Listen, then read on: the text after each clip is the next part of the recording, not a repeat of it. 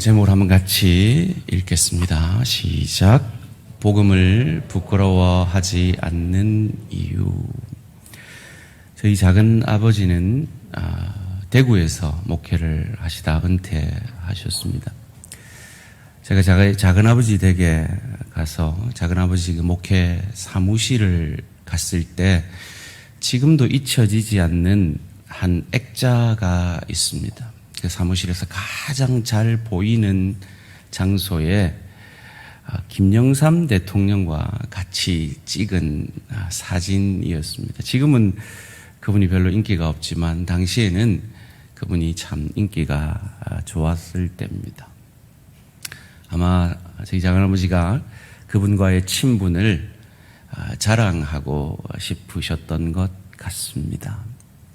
사랑하는 성도님들, 여러분의 가정에, 여러분의 사무실에, 무엇보다 여러분의 마음의 액자에 여러분은 어떤 것이 걸려 있습니까?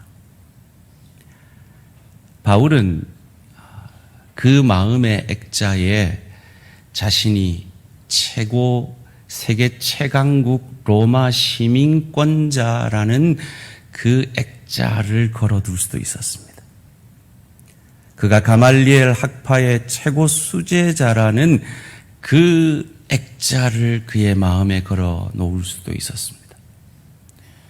바리새인 중에 바리새인이었던 그의 종교적 열심을 액자에 걸어 놓을 수도 있었을 것입니다. 그는 베냐민 지파라는 그 자신의 혈족을 자랑할 수도 있었을 겁니다. 그런데 그는 그 모든 것을 배설물로 여긴다라고 고백하면서 오늘 본문 가운데 그의 자랑은, 우리 방금 성가대 고백한 대로 그의 유일한 자랑은 복음이다라고 오늘 본문 16절 가운데 이렇게 고백하고 있습니다. 내가 복음을 부끄러워하지 아니하노니 이 복음은 모든 믿는 자에게 구원을 주시는 하나님의 능력이 됨이라. 먼저는 유대인에게요, 그리고 헬라인에게로다. 복음을 부끄러워하지 아니한다라는 말은 이중부정입니다. 그것은 그 당시 문법으로 강한 긍정을 표현해내고 있는 방법입니다. 그는 복음을 부끄러워하지 아니한다라는 그 표현을 통해 나는 복음이 자랑스럽다라고 고백하고 있는 것입니다. 세상은 힘을 좋아합니다. 돈의 힘, 권력의 힘, 학력의 힘, 명예의 힘, 힘을 좋아합니다.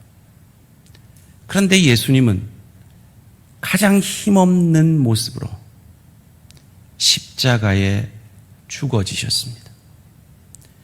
그리고 그 당시에 가장 천대받던 그들이 그 예수님을 따르기 시작합니다. 가정에서도 쫓겨나고 일터에서도 쫓겨나고 그가 속한 친구들 그룹에서도 쫓겨나고, 그럼에도 불구하고 그들은 복음을 따라갑니다.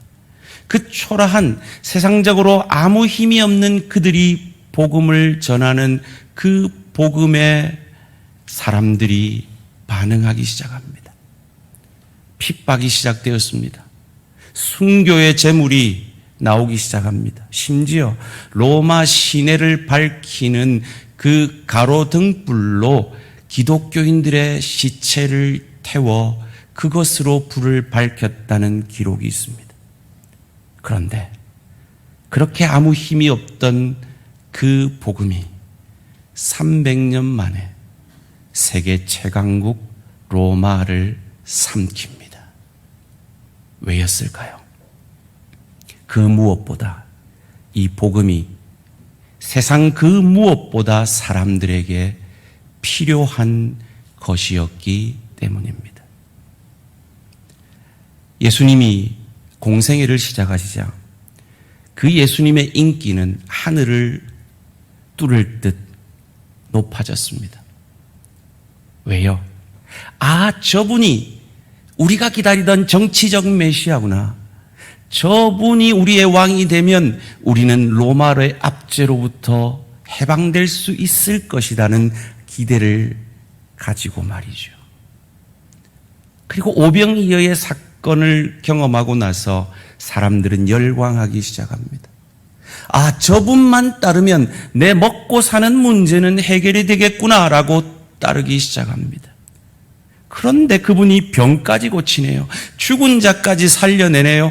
아, 저분이 우리 왕이 되면 우리는 평생 걱정이 없겠다라고 따르기 시작합니다. 그런데 그렇게 자기를 따르는 그들에게 예수님은 냉정하게 말씀합니다. 너희가 나를 따르는 것은 먹고 배불렀기 때문이다 라고 말이죠. 그리고 그분은 병원을 짓지도 않습니다. 빵 공장을 만들지도 않습니다. 그들이 기대한 대로 로마 권력에 대항하지도 않습니다. 왜요? 로마로부터 해방되는 것보다, 그 먹고 사는 문제로부터 해방되는 것보다, 병으로부터 해방되는 것보다 더 인간에게 필요한 것이 복음임을 우리 예수님은 알고 계셨기 때문입니다. 오늘 우리가 읽은 로마서 1장 17절은 그 유명한 루터가 회심한 구절이죠. 루터가 회심하니까 교회가 회심했습니다. 루터의 회심으로 교회가 변했고, 교회가 변하자 세상이 변했습니다. 어떤 말씀이었습니까? 오늘 본문 17절 말씀입니다. 복음에는 하나님의 의가 나타나서 믿음으로 믿음에 이르게 하나니 기록된 바 오직 의인은 믿음으로 말미암아 살리라 함과 같으니라. 아멘. 사랑하는 성도님들, 여러분, 예수를 저주할 자라 자기 죄 때문에 죽은 자가 아니라 내 죄 때문에 죽은 나의 주 나의 하나님으로 믿으십니까? 그 믿음으로 여러분이 하나님의 자녀가 된 것 믿으십니까? 하나님의 자녀가 된 여러분들이 오늘 죽어도 천국에서 눈 뜰 줄 믿으십니까? 정말 저와 여러분에게 그 믿음이 있다면 그 믿음이 있는 자에게 미국의 브로드웨이라는 맨하탄의 가장 화려한 그 길에서 톡쇼를 하는 작가이자 방송인이자 배우인 이 펜 질렛이라는 무신론자의 말을 한번 귀담아 들어보셔야 할 것 같습니다. 저는 이 사람의 말이 제 가슴을 울렸습니다.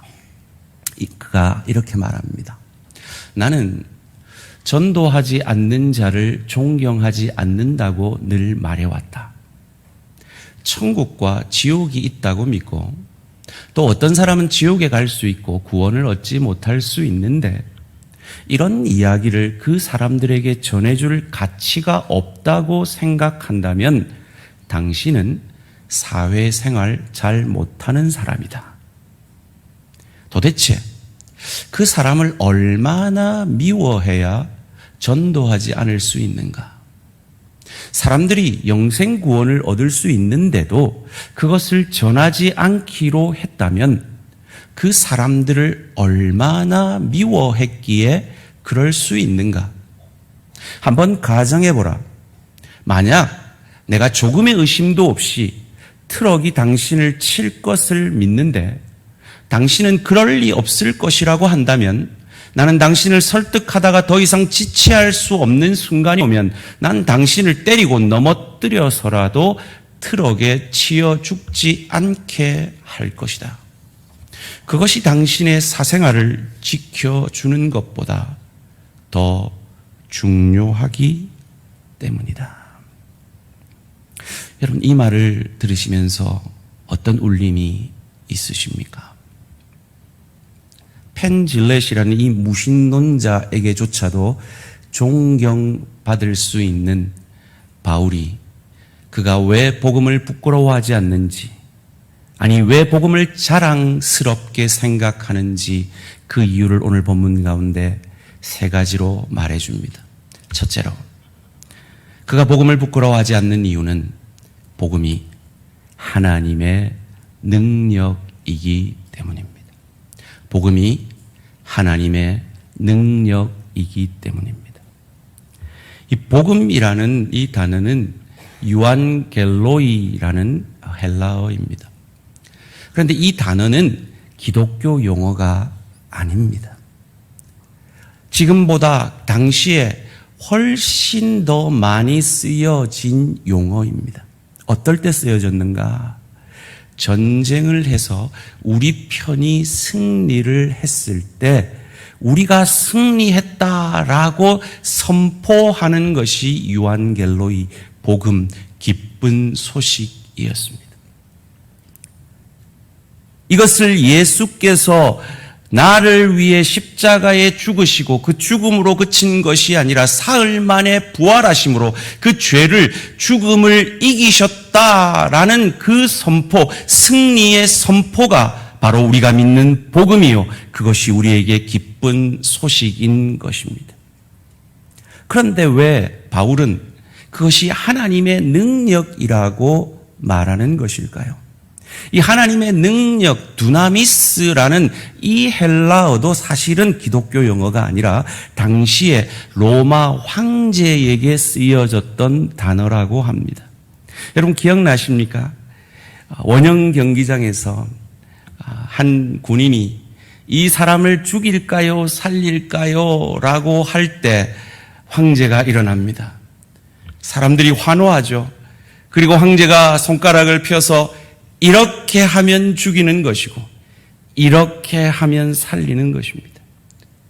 바로 예수 그리스도를 믿는 저와 여러분에게 이 온 천지 만물의 황제이신 우리 하나님께서 우리 안에 계신 예수를 보시고 예수가 없으면 죽어 마땅한 저와 여러분들을 살려내신 하나님의 능력이 복음이기에 바울은 그 복음을 부끄러워하지 아니하고 자랑스럽게 고백하고 있는 것입니다. 문제는 우리가 원형 경기장에 있는 게 아니라는 겁니다. 우리가 전도해야 될 대상은 우리 집에 있고 우리 직장에 있고 멀쩡하게 잘 살아가고 있는 것 같다는 게 문제입니다. 그들이 죄인이라는 것, 예수가 필요하다는 걸 깨닫지 못하기에 이 하나님의 능력, 이 기쁜 소식을 자기의 것으로 삼지 못하는 거죠. 마치 이런 이야기입니다. 여러분 세계 뉴스에서 광부들이 탄광에서 석탄을 캐다가 그 광도가 무너져서 죽음이 임박해 있는데 구조대가 가서 구해냈다 이런 뉴스를 보면서 그 구원받은 광부들의 그 감격이 왜 있습니까? 자기들이 죽을 뻔했다는 걸 아는 거죠. 그리고 그들을 구조해낸 그 구조원들의 그 자부심과 자랑을 우리는 알고 있지 않습니까? 암 환자가 있습니다. 의사가 수술하지 않으면 죽습니다. 그런데 그 의사가 탁월한 실력으로 모든 몸에 있는 암세포를 제거해내었을 때 그 의사가 가지는 그 자부심과 자랑이 바로 오늘 바울이 고백하고 있는 내가 복음이 자랑스럽다라고 고백하는 것입니다.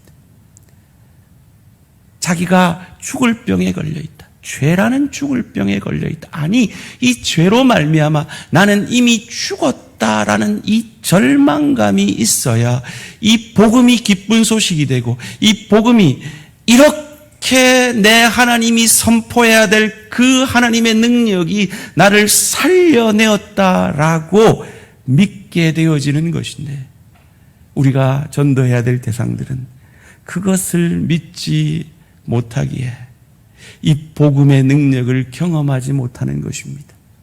그런데 성경은 분명히 우리 인간의 존재됨을 이렇게 말합니다. 에베소서 2장 1절 말씀 함께 읽겠습니다. 시작. 그는 허물과 죄로 죽었던 너희를 살리셨도다. 죽었던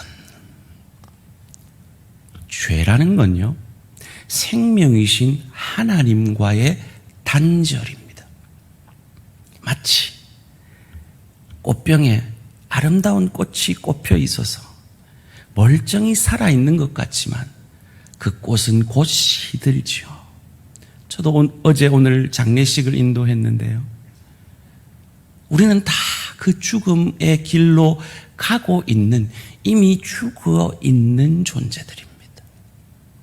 그런 우리를 하나님이 죽었던 우리를 살려내신 예수께서 죄를 이기고 부활하심으로 우리가 그 주를 믿음으로 살아났다는 이 하나님의 능력이 믿어졌던 바울은 내가 복음을 부끄러워하지 않는다라고 고백하는 것입니다. 이 가을에 새생명 축제를 앞두고 방금 여러분이 아멘으로 화답하셨듯이 진정 그것을 믿는다면 복음을 자랑스러워하며 자랑스럽게 복음을 전파하며 믿지 않는 영혼들을 초청할 수 있는 저와 우리 모든 성도님들 되시기를 주님의 이름으로 축원합니다. 두 번째로 바울이 복음을 자랑스럽게 여긴 이유는, 복음은 어떤 특정한 사람이 아니라 모든 일을 위한 것이기 때문에 바울은 복음을 자랑스럽게 여긴다고 말합니다. 오늘 본문 16절 말씀입니다. 내가 복음을 부끄러워하지 아니하노니 이 복음은 모든 믿는 자에게 구원을 주시는 하나님의 능력이 됨이라. 먼저는 유대인에게요, 그리고 헬라인에게로다. 이스라엘 백성들은 착각을 했습니다. 분명히 하나님은 아브라함에게 너를 통해 만민이 복을 받으리라 라고 하셨는데, 그것을 곡해해서 아브라함의 자손인 자신들만 복을 받은 자들이라고 착각하고 이방인들을 천국의 땔감으로 여기고 개, 돼지 취급을 했다는 것입니다. 그래서 바울이 아니다라고 말하는 것입니다. 그래, 맞다. 그 복음이, 하나님의 자녀됨이 우리 유대인에게 먼저 임했다. 그러나 그것이 우리만을 위한 것이 아니라 우리를 복의 통로로 해서 저 이방인들에게도, 저 헬라인에게도 복음이 전해져야 한다라고 말하고 있는 것입니다. 복음은 사람을 차별하지 않습니다. 복음은 가진 자나 없는 자나, 배운 자나 배우지 못한 자나, 어린 자나 늙은 자나, 인종에 상관없이, 국적에 상관없이 세계 뭐 한방의 사람들은 우리를 통해 복음을 들어야 함을 믿으시기를 주님의 이름으로 축원합니다. 그래서 우리가 선교해야 되는 거예요.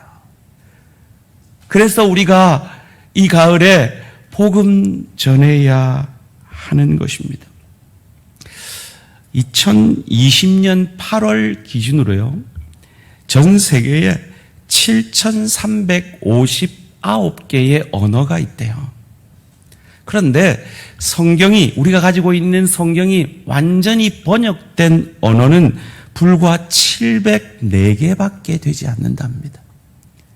2016년 기준으로 쪽복음이라 하여서 일부 복음이라도, 일부 성경책이라도 쓰여진 언어가 3,225개래요.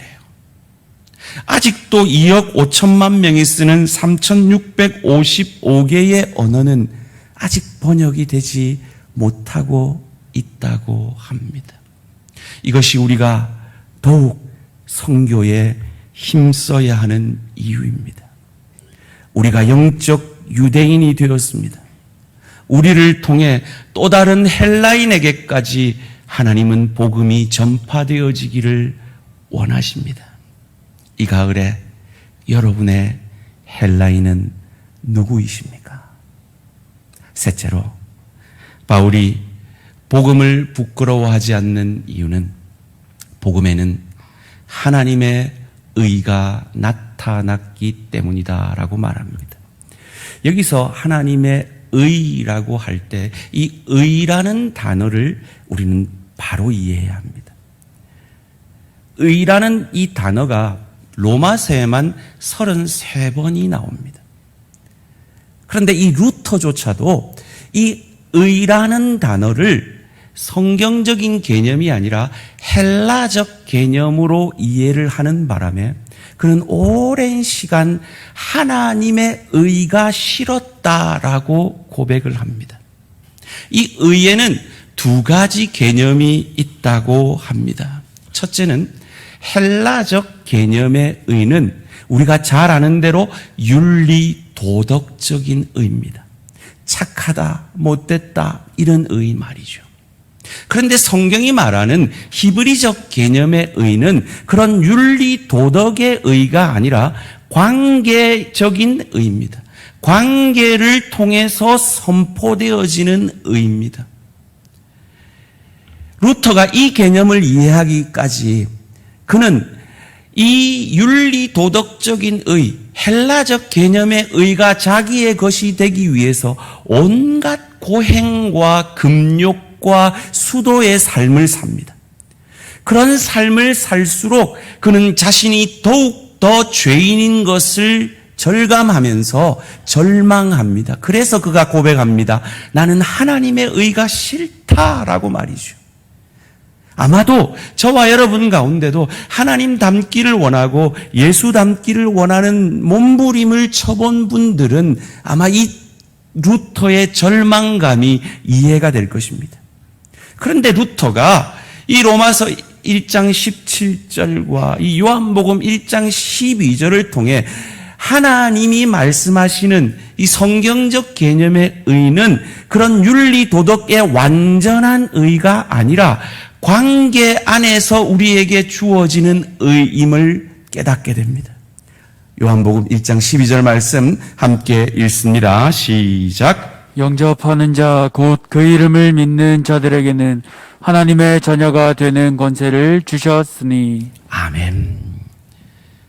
예수를 영접하는 자, 나의 주인으로 모셔드리는 자, 그가 자기 죄 때문에 죽은 인간 예수가 아니라 죄 없으신 하나님인데 내 죄 때문에 죽은 나의 주, 나의 하나님으로 영접할 때 그가 아무리 헬라적 개념으로 윤리 도덕적 개념으로 하나님의 의에 부족하더라도 그가 그 안에 계신 완전한 의이신 예수 그리스도를 마음에 모실 때 그는 하나님과 관계가 형성되는 하나님의 자녀가 되어지는 축복을 받기에 그는 더 이상 죄인이 아니라 그의 과거, 현재, 미래의 모든 죄를 사함받는 하나님의 자녀가 됨을 믿으시기를 주님의 이름으로 축원합니다.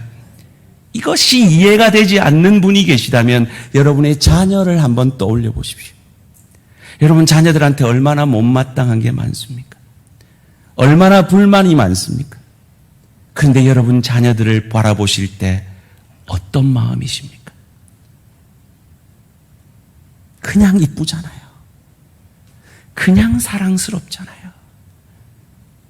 저 부족도 연약도 내 자녀니까 품에 안아주시는 그 하나님의 사랑, 그것이 오늘 본문의 의인 것입니다. 이 의를 내 것으로 삼았는데 복음이 어찌 자랑스럽지 않을 수 있겠습니까? 누군가가 내게 먼저 유대인이 되어서 헬라인 같던 나에게 이 복음이 전해졌는데 어찌 이 복음이 자랑스럽지 않겠습니까? 하나님이 죽어, 너는 죄 가운데 죽어야 돼 라고 했으면 죽을 수밖에 없는 나를 하나님의 능력으로 예수 십자가 보혈의 승리를 내 것으로 선언해 주시고 나를 살려주신 그것이 복음인데 우리가 어찌 그 복음이 부끄러울 수 있으며 그 복음이 자랑스럽지 않을 수 있겠습니까? 사랑하는 성도님들, 인간이 얼마나 죄인인지 여러분의 삶에 어떤 경험들이 절실히 깨달아진 적 다 있지 않으십니까? 인간이 왜 복음이 필요한지를 저는 이 IMF 당시에 어떤 이야기를 통해서 경험했습니다. IMF 때 모든 공장이 문을 닫는데 이 필리핀의 어떤 공장들은 24시간을 돌린다는 거예요. 이런 이야기입니다. 필리핀에 내각 회의가 모였습니다. 우리나라가 살 길은 관광밖에 없다. 어떻게 하면 관광 수입을 늘릴 수 있을까? 의논해서 설문조사를 외국인들에게 합니다. 필리핀에 왔을 때 제일 싫었던 게 뭡니까? 그 1등이 뭔지 아세요? 바퀴벌레였습니다. 그래서 이 내각회의에서 국민에게 선포합니다. 바퀴벌레 100마리를 잡아오면 일부를 주겠다. 그러면 온 국민들이 바퀴벌레를 잡으니까 자기 나라에 바퀴벌레가 없어질 줄 알았어요. 그런데 놀라운 것은 필리핀 곳곳에 바퀴벌레 대량 생산 공장이 생겼다는 겁니다. 여러분 웃으시죠? 그러면서 여러분 속으로 이렇게 생각 들지 않습니까? 나라도 그 공장을 짓겠다라고 말이죠. 이게 인간입니다. 이게 인간의 죄성입니다. 생명이신 하나님과 단절된 인간이 만들어내는 죄의 모습들입니다. 우리 스스로는 그 의를, 그 기쁜 소식을 만들어낼 수 없음을 아시고 하나님이 강권적인 은혜로 우리에게 복음으로 찾아오신 겁니다. 그것을 에베소서 2장 8절 9절에서는 이렇게 말하죠. 너희는 그 은혜에 의하여 믿음으로 말미암아 구원을 받았으니 이것이 너희에게서 난 것이 아니요 하나님의 선물이라. 행위에서 난 것이 아니니 이는 누구든지 자랑하지 못하게 함이라. 사랑하는 성도님들, 우리가 예수를 믿을 때 자랑할 게 뭐가 있었습니까? 전부 은혜였죠. 전적인 하나님의 선물이었죠. 이런 유명한 이야기가 있지 않습니까? 초등학생이 5,000원이 있으면 자기가 원하는 걸 살 수가 있는 거예요. 그래서 엄마에게 편지를 씁니다. 엄마가 아들에게 빚진 돈 청구서, 심부름값 1,000원, 쓰레기 버린 값 2,000원, 청소한 값 2,000원, 합의 5,000원, 속히 집행 바람 이러고 청구서를 엄마에게 올린 거예요. 그 청구서를 받은 엄마가 답변을 합니다. 아들이 엄마에게 빚진 돈 청구서, 자장가 불러준 값 공짜, 병날 때 간호해 준 것 공짜, 옷 사주고 장난감 사준 것 공짜, 생일잔치 해준 거 공짜, 아들 방 꾸며준 거 공짜, 우리 아들 영원히 사랑해 줄 것 공짜, 합계 없음이라고요. 그래도 이 아들은 철이 있는 아들인 것 같습니다. 그 편지를 받고 5,000원을 다시 엄마에게 돌려주며 울면서 엄마에게 백허그를 해줬답니다. 이것이 루터가, 바울이 경험한 복음. 복음에는 하나님의 의가, 나는 아직 윤리도덕적으로 그 의에 합당하지 않은데 하나님의 의가, 그 관계적 의가 나타나서 그 예수를 주로 고백한 우리를 하나님의 자녀 삼아 주셔서 믿음으로 신분적 구원을, 하나님의 자녀됨의 그 구원을 허락하셔서 그 구원이 너무 감사해서, 내게 임한 그 복음이 너무 감사해서, 그것이 너무 자랑스러워서 믿음으로, 믿음의 신분적 구원을 이루는 자녀답기를 소원하는, 그래서 더 이상 엄마 심부름을 해줘도, 방 청소를 해도, 쓰레기를 비워도 엄마 은혜에 보답하는 것이지 그것 때문에 내가 무언가를 청구해야 되는 것이 아니라고 고백하며 그리스도 예수의 은혜를 닮아 은혜에 통로되어지고 복에 통로되어지는 그것이 오늘 본문이 말하는 복음의 능력이요. 그런 우리의 삶을 통해 영적 유대인인 우리를 통해 또 다른 헬라인이 구원을 받게 되어지는 복음의 역사요. 우리 안에 이 복음의 역사를 통하여서 일어나는 하나님의 의. 나는 여전히 넘어지고 쓰러지고 하나님의 의의 기준에 합당하지 않지만 내가 하나님의 자녀라는 그 이유만으로 나를 의롭다 여겨주시며 의롭다 봐주시는 그 하나님의 사랑에 감격하여서 그 그리스도 예수의 형상까지 자라가기를 힘쓰는 그것이 복음의 역사인 것입니다. 말씀을 맺겠습니다. 앞서 제가 무신론자인 펜 질렛의 고백을 들려드렸습니다. 여러분 어떤 마음이 드셨습니까? 이번에 아내와 함께 서울 사랑의 교회 세미나를 1박 2일간 참석하고 돌아왔습니다. 그 세미나 가운데 참 감격적인 이야기를 하나 들었습니다. 그 사랑의 교회 장로님의 이야기인데요. 이 장로님이 젊은 시절 삼성에 입사합니다. 그리고 자기 이메일을 정하라라고 했을 때 그 이메일을 어떻게 정할까 고민하다가 바이블 한 골뱅이 삼성.com으로 정하셨답니다. 여러분 바이블이라는 건 성경입니다. 이분 성을 따라 성경한이라고 적은 겁니다.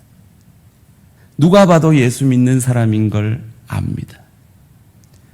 목사도 이런 이메일 아이디 쓰기가 쉽지 않을 것 같습니다. 그런데 이분은 입사하면서 내가 세상이 읽을 수 있는 유일한 성경이다. 그 마음으로 바이블 한이라고 그의 아이디를 정했다고 합니다. 먼저 그 나라와 그 일을 구한 이 한승환 사원을 하나님이 높이셔서 모든 것으로 채워주셔서 최근에 삼성물산 사장이 되었다고 합니다. 사랑의 교회 새벽 기도를 한 번도 빠지지 않고 참석하는 신실한 사랑의 교회 장로님으로 세워주셨다고 합니다. 우리는 다음 세대를 걱정하는 시대 속에 살고 있습니다. 삼성에 입사하는 그리스도인 청년들이 이 한승환 사장님께 이메일을 보낸다고 합니다. 사장님의 이메일을 보고 세상 속에서 그리스도인으로 타협하지 않고도 그리스도인으로 소금과 빛 되고도 하나님이 높여주시는 것을 보면서 위로와 소망을 얻습니다. 라고 말이죠. 사랑하는 성도님들, 그런 복음을 자랑스럽게 여기는, 그래서 그 복음적 삶을 가정에서 일터에서 만나는 모든 사람들에게 보여내심으로 그들이 읽을 수 있는 유일한 성경으로 그들에게 복음의 능력이 무엇인지, 복음의 넉넉함이 무엇인지, 복음의 은혜와 의가 무엇인지 보여내는 저와 우리 모든 성도님들 되시기를 주님의 이름으로 축원합니다.